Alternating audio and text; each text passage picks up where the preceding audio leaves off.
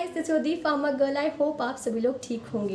Guys, आज की video B pharmacy 6 same वाले स्टूडेंट्स के लिए बहुत ज़्यादा हेल्पफुल होने वाली है, क्योंकि आज की वीडियो में हम डिस्कस करेंगे बायोटेक्नोलॉजी के मोस्ट इंपॉर्टेंट टॉपिक्स और unit wise most important topics जो आपको करके ही जाने हैं एग्जाम के लिए, क्योंकि ये काफ़ी बार रिपीट हो चुके हैं। अगर आप किसी भी यूनिवर्सिटी के हो, आपके लिए ही है ये वीडियो। तो चलिए बिना टाइम वेस्ट करते हुए देखते हैं वो मोस्ट इंपॉर्टेंट टॉपिक्स जो आपको अपने बायोटेक्नोलॉजी वाले एग्जाम में जरूर करेंगे। चलिए अब देख लेते हैं कि यूनिट 1 में जो बायोटेक्नोलॉजी में आपके इंपॉर्टेंट टॉपिक कौन से हैं। सबसे पहला इंपॉर्टेंट टॉपिक है वो है आपका method of enzyme immobilization and its application. अगर आप किसी भी यूनिवर्सिटी को हो, AKTU से हो, टिप्सार से हो, PGI से हो, MDU से हो, तो ये हमेशा आता है और ये बहुत इंपॉर्टेंट टॉपिक है। ये 10 नंबर का 5 नंबर का आ जाता है, ये आपको ज़रूर करना है। नेक्स्ट आता है biosensors, working and application of biosensor in pharmaceutical industry. तो बायोसेंसर बहुत ज़्यादा इंपॉर्टेंट टॉपिक है यूनिट 1 में से, इसे आप ज़रूर करके जाएं। फिर आता है basic principle of genetic engineering. इसमें आपको जेनेटिक इंजीनियरिंग के बेसिक प्रिंसिपल्स बताने हैं, तो ये भी इंपॉर्टेंट है। ये 5 नंबर में या 10 नंबर में आ जाता है। फिर आपका आता है इंडस्ट्रियल यूज़ ऑफ एंजाइम। जैसे हमने देखा है आपके सिलेबस में अमाइलेज वगैरह, आपके सिलेबस में इंडस्ट्रियल यूज़ ऑफ एंजाइम में जैसे आपके सिलेबस में ये है ना, ये देखो जैसे आपके सिलेबस में अमाइलेज, कैटलेज, पेरोक्सीडेज, लाइपेज वगैरह है, तो ये ना 2 नंबर में आ जाते हैं। तो ज़रूरी है कि आप इसके इंडस्ट्रियल यूज़ तो ज़रूर कर लें, क्योंकि इंडस्ट्रियल यूज़ आते हैं। ठीक है, ये 5 या 10 नंबर में क्वेश्चन नहीं आता, बट आपको इंडस्ट्रियल यूज़ पता होने चाहिए इन सबके। ठीक है, चलिए अब हम जाते हैं नेक्स्ट यूनिट की तरफ, जो यूनिट है हमारे यूनिट नंबर 2। यूनिट नंबर 2 से आपका सबसे पहले इंपॉर्टेंट है रिकॉम्बिनेंट DNA टेक्नोलॉजी। इसमें आपको जो हमने पढ़ा था ना एंजाइम रिस्ट्रिक्शन एंजाइम के बारे में, लाइगेज के बारे में जो आपने पढ़ा था, आपको वो इसको अच्छे से बताना है, आपको वो प्रोसेस समझानी है। जैसे हमने नहीं पढ़ी थी वो प्रोसेस की, वेक्टर लेते हैं, प्लाज्मिड वगैरह लेते हैं, उसके अंदर फिर हम अपना जीन ऑफ इंटरेस्ट डालते हैं, फिर उसके बाद DNA लाइगेज या फिर एंजाइम एंडोन्यूक्लियस वगैरह यूज़ करके। तो आपको ये ज़रूर बताना है, ये आपका 10 नंबर में आ जाता है। ये आपको बिल्कुल नहीं छोड़ना गाइज, इट्स वेरी इंपॉर्टेंट। ठीक है, ये टॉपिक इंपॉर्टेंट है। फिर आता है आपका ब्रीफ इंट्रोडक्शन टू PCR। ठीक है, तो PCR बहुत इंपॉर्टेंट है। पॉलीमरेज चेन रिएक्शन जितनी है सुनने में खतरनाक लगती है, पॉलीमरेज चेन रिएक्शन उतनी ही ये बहुत आसान है। ठीक है, इसमें कुछ नहीं है, 3 ही स्टेप है, ब्रेकिंग अनीलिंग वाला, या पढ़ लेना। नेक्स्ट आपका है difference between humoral and cellular immunity. ये तो फेवरेट क्वेश्चन होता है एग्जामिनर का, डिफरेंस इन दोनों का ज़रूर आता है, तो ये आप पढ़ लेना।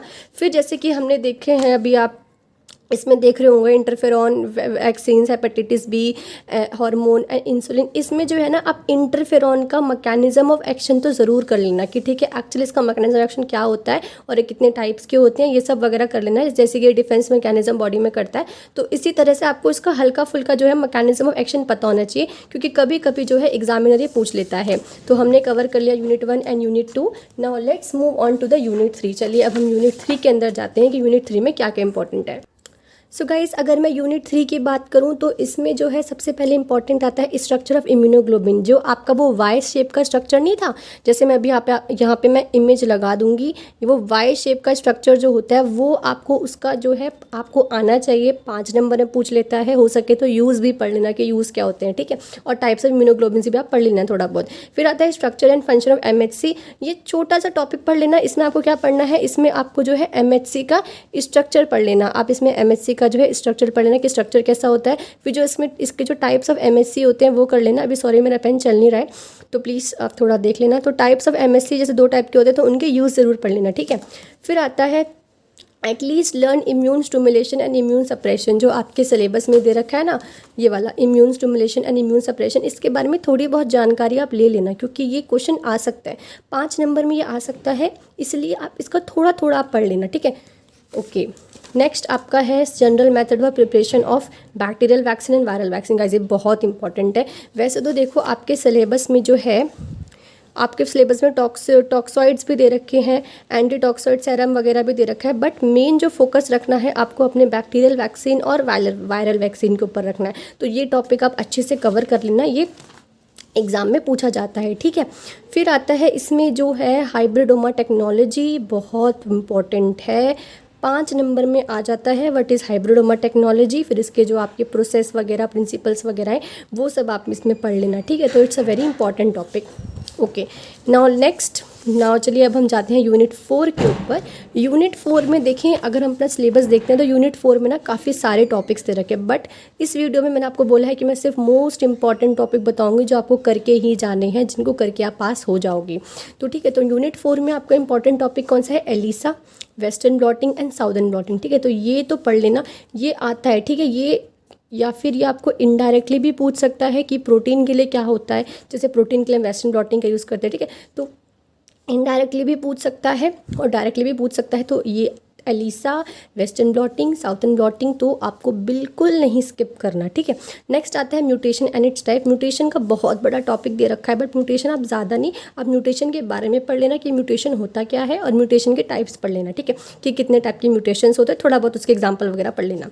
नेक्स्ट है difference between eukaryotes and prokaryotes, जो आपके बायोटेक्नोलॉजी के बेसिस के ऊपर यूकैरियोट्स और प्रोकैरियोट्स का डिफ्रेंसिएशन है, वो आप इसको लर्न कर लेना। एग्जामिनर डायरेक्ट क्वेश्चन पूछता है एग्जाम में इसके ऊपर। ठीक है, तो ये हमने कंप्लीट कर ली यूनिट 3 एंड यूनिट 4।